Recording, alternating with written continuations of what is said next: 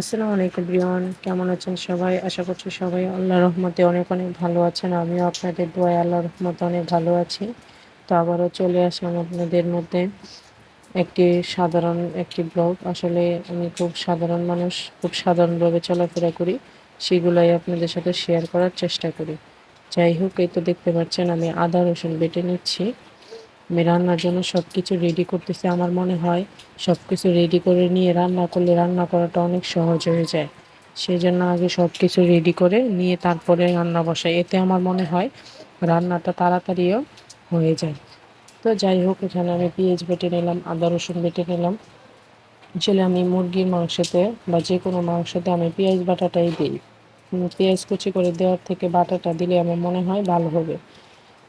তো এই যে এইখানে আমি ডাল নিয়ে নিলাম, কারণ আজকে আমি মসুরির ডাল ভুনা করব, আর অল্প একটু মুরগি ভুনা করব, আর হচ্ছে ডিম ভুনা করব। তো যাই হোক, এখানে আমি চুলায় কড়াই বসাই দিলাম, তেল দিয়ে পেঁয়াজ কুচি রসুন কুচি দিয়ে ভেজে নিলাম, তারপরে ডালগুলো দিয়ে একটু ভেজে নিলাম। আসলে ডালগুলো দিয়ে এইভাবে ভেজে নিলে আর কি কাঁচা কাঁচা একটা গন্ধ এটা আর থাকে না। আপনারাও চাইলে ট্রাই করতে পারেন। তো এই তো তারপর আমি ডাউলগুলো ভালো করে ভেজে সব মশলা দিয়ে পানি দিয়ে দিলাম। তারপর ডিমগুলো সিদ্ধ করে নিয়েছিলাম, এগুলো এখন ছিলে নিচ্ছি। আসলে আমি ভালো রান্না করতে পারি না, তো যেরকমই পারি সেরকমটাই আপনাদের সাথে শেয়ার করতেছি। আসলে আমি আবারও বলতেছি, আমি কিন্তু রান্না বাড়া একদমই পারি না, আমার রান্নার হাত একদমই ভালো না। আসলে বাসায় টুকটাক যাই রান্না বাড়া করি, মোটামুটি ভালো হয়, আবার এতটাও খারাপ হয় না। তো আমার যদি রান্নায় কোনো ভুল ত্রুটি হয়ে থাকে সবাই এটা স্কিপ করবেন। তো এই তো এখানে আমার ডিমগুলো সিলানো শেষ হয়ে গিয়েছে। তারপরে এখানে আমি একটু ডিমগুলো মাঝখান দিয়ে একটু কেটে নিলাম, তারপরে এর ভিতরে মশলাগুলো ভালোভাবে ঢুকবে।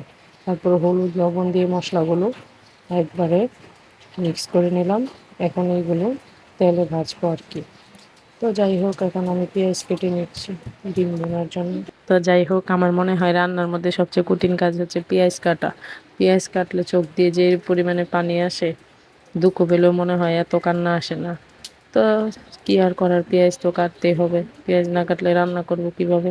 আমাদের রান্নার মূল উপাদানই তো পেঁয়াজ। আমি যদি পারতাম তো রান্নার মূল উপাদান থেকে পেঁয়াজটাকে দূর করে দিতাম, কারণ এটা কাটার যে কি পরিমাণে যন্ত্রণা সেটা আমরা সবাই জানি। তো এই তো ওইগুলো রেডি করতে করতে এখন আমার ডাল বোনাটাও হয়ে গেছে। তো এখন আমি ডাল বোনাটা নামিয়ে নিলাম। তো দেখুন, এখন ডাল বোনা আমি নামিয়ে নিয়েছি। তারপরে আরেকটা কড়াই বসিয়ে এতে ডিম দিয়ে দিয়েছি, কারণ এখন আমি ডিমগুলো ভুনা করব। তো ডিমগুলো ভুনা করার আগে আমি তেলে ভেজে নিচ্ছি।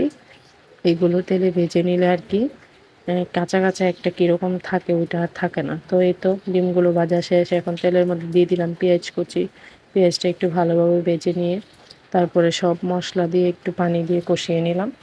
আসলে আমার রান্না আজকে খুব তাড়াহুড়া করতেছিলাম, তাই এত ভিডিওর ক্লিপ নিতে পারি না। তো এই তো দেখুন আমার ডিম বোনাটাও হয়ে গেছে। এতে এখন আমি মুরগির যা যা মশলা দেওয়া সব মশলাগুলো দিয়ে মুরগিটাও বসিয়ে দিলাম। আসলে আমার অনেক তাড়াহুড়া ছিল, সেটা আগেই বলেছি। তো এই তো মুরগিগুলো ভালো করে নেড়েচেড়ে এখন একটু পানি দিয়ে দিব, মুরগিগুলো ভালো করে কষিয়ে নেব আর কি। তো এই তো মুরগিগুলো দেখুন প্রায় কষানো হয়েই গিয়েছে। এই তো আমার মুরগিগুলো প্রায় হয়ে গেছে, আমি মুরগি বোনা বোনা করতেছিলাম, এখন ভালোভাবে হয়ে গেছে। তো যাই হোক, সবাই ভালো থাকবেন। আমার আজকের ভিডিওটি এই পর্যন্তই। আমার নিত্যদিনের রান্নাগুলো আপনাদের সাথে শেয়ার করলাম। আমার ভিডিওতে কোনো ভুল ত্রুটি হয়ে থাকলে সবাই অবশ্যই ক্ষমা করে দিন। আর সবাই ভালো থাকবেন, সুস্থ থাকবেন। আর আমার ভিডিওটি ভালো লাগলে অবশ্যই লাইক কমেন্ট শেয়ার করে পাশে